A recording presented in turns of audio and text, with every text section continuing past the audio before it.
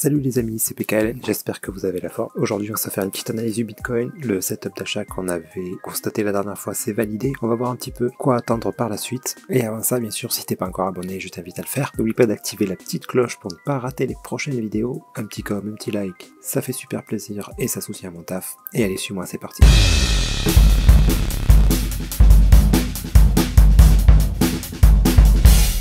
Alors le Bitcoin, bon on a eu un petit pump là. Enfin, il est encore en train d'avoir lieu à l'heure où je parle, qui fait bien plaisir. Hein. J'espère que vous avez pu en profiter. Bon, on a eu plusieurs petits setups d'achat ici. Là. Après le setup dont on avait parlé, je crois, si je dis pas de bêtises, la dernière vidéo. Voilà, donc le potentiel régulier voilà, qu'on avait ici, si je dis pas de bêtises, on était dans cette zone-là. On va changer de couleur, ça j'aime pas. On va mettre en jaune, c'est très bien. Donc on était dans cette zone-là.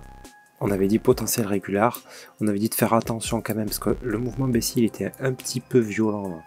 Mais bon, au final, juste derrière, on a eu un petit setup d'achat ici. Donc, c'était un bon moment pour rentrer. Setup confirmé ici.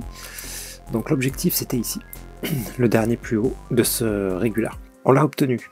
Donc, si on est rentré là ou là, peu importe, on met un break-even ici. Au cas où on obtienne ça. Parce que je rappelle toujours quand même que sur un plus long terme, on reste ici, on a eu cette impulsion là, et puis là on a une correction, d'accord? Il pourrait se passer ça. On a toujours quand même le risque de venir casser ce dernier plus bas, et même potentiellement celui-ci, par rapport à la plus grande unité de temps, donc là c'est plutôt un daily, donc cette impulsion baissière et correction là, qui nous annonce donc de la baisse jusque là. Toujours est-il qu'on attendait bien sûr une hausse par rapport à ce mouvement là, on a dit ce mouvement tout seul. Bah, c'est extrêmement rare qu'un mouvement soit tout seul, quoi. Ça peut peut-être arriver, mais pour le coup, j'ai pas souvenir de l'avoir déjà rencontré. Voilà, le plus probable, c'était ça, c'est qu'on vienne descendre. On a cassé ce bas, donc le plus probable, c'est qu'on obtienne ça. Pour nous donner un running baissier, d'accord, c'est-à-dire impulsion et notre correction 1, 2, 3, ABC, ok, pour ensuite venir, hop, casser les plus bas ici, là. Ça veut pas dire qu'on cassera celui-là, mais moi je pense que si on vient casser ça, il y a de bonnes probabilités qu'on vienne casser celui-là aussi, hein. Que dans la foulée, on fasse une pierre deux coups. C'est bien possible. Maintenant, on doit être prudent, parce que techniquement, on peut obtenir ça. Donc un running ici, venir casser le plus bas, venir remonter encore un peu, traîner comme ça, hop, avant de venir casser ici. Ça c'est possible aussi.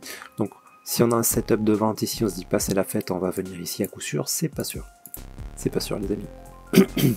Par contre là, on a eu notre setup d'achat, attention parce qu'on peut avoir ça là aussi, tac, ça peut redescendre encore, traîner un petit moment comme ça, et avoir notre running plus tard. Le running qu'on attend c'est ça là. Ok. Pour descendre plus bas. Voilà, tout ça c'est possible. Donc, on avait dit, ouais, il y avait une trendline là. Ouais, c'était parfait là en fait. Le setup le plus safe c'était celui-là. Là. On pouvait anticiper un petit peu là, ici, mais le plus safe c'était ça, c'est d'attendre de casser la trend, la ligne de tendance baissière. On l'a cassé puis on est resté au-dessus. Là c'était assez safe. Bref, j'espère que vous en aurez profité. Waouh, le TH, j'allais dire, il a beaucoup baissé d'un coup, là il était à 1005 et quelques secondes. Voilà, alors putain, sur l'Ethereum, c'était encore mieux le setup d'achat. Celui-là il était encore plus beau là, de régulier, celui-là il est juste parfait. Un setup ici, un setup là. Bon, celui-là on pouvait pas les manquer, hein. Moi perso j'en ai acheté ici là. J'ai anticipé un petit peu, j'ai pris un risque. Donc j'en ai acheté ici. Je suis pas fan d'Ethereum, voilà, je me méfiais là jusqu'à ce que The Merge sorte là. Mais maintenant qu'on a bien corrigé, je recommence un petit peu à investir dans Ethereum. Donc quand j'ai des setups d'achat comme ça, je les prends. Ok, bon voilà, maintenant on est tranquille, hein. On met un break-even et puis si ça monte, ben, on profite. Quand c'est assez haut, on prend des profits. Et si le Bitcoin nous valide notre plus grande structure pour venir plus bas, ben au moins on sort du trade safe, quoi. Safe. Ok les amis, donc on ne s'enflamme pas. Pour valider quand même d'aller plus haut là, parce que là on est juste sur une impulsion, hein. Elle peut continuer comme ça, elle peut faire ça. Si on a une correction, peut-être qu'on pourra re-rentrer pour un tout petit move là. Donc moi je déconseille là. Il fallait prendre ici ou là où on l'a dit la dernière fois. Par là, dans cette zone là, c'était parfait. Parce qu'il y a dû y avoir des setups en petite unité de temps. Il y a dû y en avoir. Au moment où j'avais fait la vidéo, il n'y en avait pas encore, mais bah là, il y en a un ici, là déjà. Bref, j'espère que vous l'avez vu, que vous avez pu le prendre en tout cas. Et du coup, break-even, tout ça pour dire quoi? tout ça pour dire voilà, que si on voit ça, ça sera une confirmation pour rester dans le trade et pas paniquer. Mais rentrer ici, par contre, c'est dangereux. Hein, parce que là, si vous avez ça, ici, un petit setup d'achat, il y a des chances qu'on fasse ça là, genre en 10 minutes, et qu'une demi-heure après, boum, on chute pour venir casser le plus bas. On a très souvent des pièges comme ça dans le Bitcoin, enfin dans le Bitcoin, un peu partout en fait. Hein. Donc soyez très très vigilants vers ces niveaux-là. Là. Si on arrive vers 22K, prudence, prudence, prudence. Maintenant, si ça ne veut pas dire qu'on ne montera pas, hein, c'est pas sûr. Hein. Maintenant, si vous arrivez vers les 22K, que vous avez une correction et qu'on reste ici un bon moment, ça c'est important. Si on reste 5 minutes, voilà, il faudra faire gaffe quoi. Mais si on reste là un bon moment, là ça voudra dire potentiellement de la hausse. Et attention, je dis bien potentiellement, parce que moi perso, même là si j'ai un setup d'achat, perso je le prends pas. J'attends qu'on ait cassé ce plus haut. Pourquoi? Parce que si on casse ce plus haut, quitte à le prendre un peu plus cher, c'est pas grave. Parce que c'est très souvent que je vois ce genre de truc. On a ça, on a un truc qui ressemble à un setup d'achat, et derrière, boum, ça descend. Ce qui est validé, c'est la plus grande structure. Ça m'est arrivé très très très souvent, de le voir. De me faire avoir, ça m'est arrivé quelques fois aussi, mais de le voir encore plus. Donc attention à ça, attention à cette zone.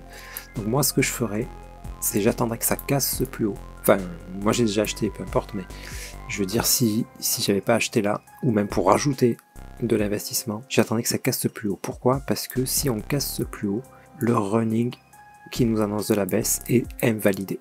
Okay. Ça ressemble vraiment à rien ce que je fais, j'espère que mes explications sont assez claires. Bref, si on casse ce plus haut, il n'y a plus de running quoi. Donc c'est toujours possible qu'on descende. Mais si on casse le plus haut et que là j'ai un setup d'achat, là oui, là je rentre. Ok. Par contre, si je casse le plus haut, mais que derrière j'ai un setup de vente, bon là je rentre pas bien sûr. Hein. On n'oublie pas ça parce que ça peut être aussi un expanding. Hein. C'est-à-dire on casse le dernier plus bas, on casse le dernier plus haut. Et ensuite on descend. Ça c'est tout à fait possible aussi.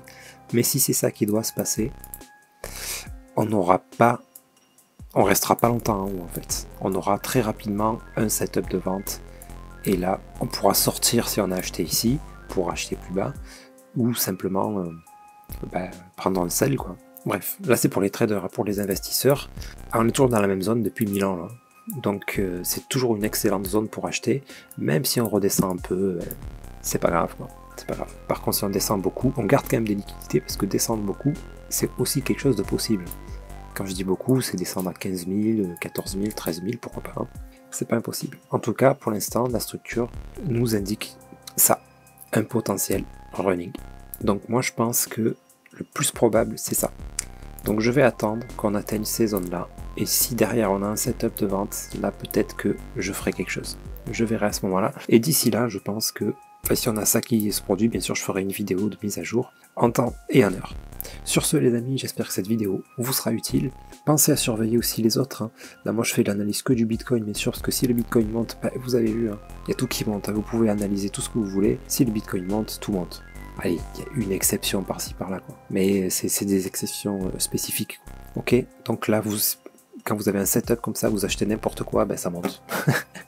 Il faut essayer de choper ceux qui font les plus gros pumps. Moi en général, c'est pour ça que je prends ça, là, Solana et Ethereum, parce que en général ils pumpent beaucoup plus que le Bitcoin. Ok, après il y a les investissements long terme, etc.